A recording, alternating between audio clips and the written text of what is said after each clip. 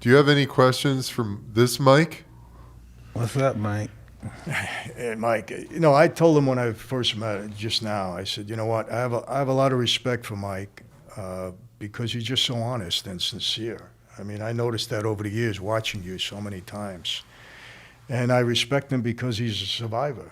He went through all of this stuff. And look, when you go through all of this stuff in life and you come out, you don't have to say on top, but you come out in the position you're in now, you got to respect that. And I have a lot of respect for that. And I'm not just blowing smoke. I'm being honest with you. I'm just grateful. I don't know what's going to happen. Sometimes, I was just relapsed on drugs and OD'd a year ago. It's all about giving up. Just submitting to life. And I tell you something I wanted to say when you said you was a man of faith. I think everybody, even the atheists, when it comes some part of their life, it comes that, well, I do believe. I'm a believer. Yeah. You can't die, if you have any kind of real logic of who you are. It's almost, I don't know, because I don't know how people think, but how do you die? Do you go into your grave believing that there's no greater being than you, that you're the greatest force in the world and there's nothing greater than you that you have to bow to? How do you go to your grave thinking that? It's hard.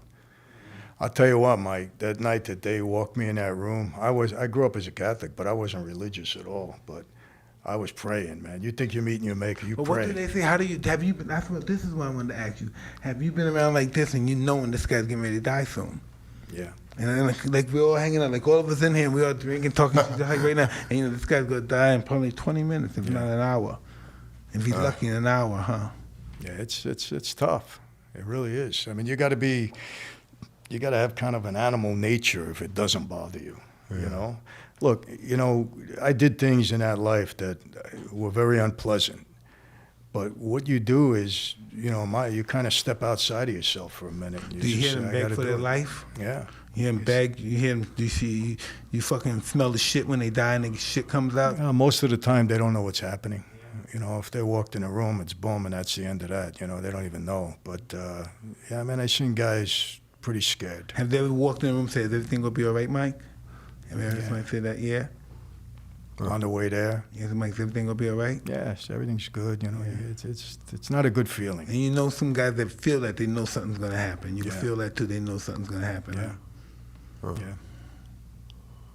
Wow.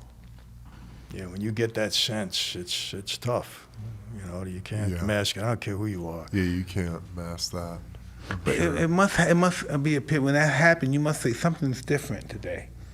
You have to feel that feeling. Something's just different today. Yeah. You may not know you're gonna die, but you must be something's different today. Yeah. Who knows? Yeah.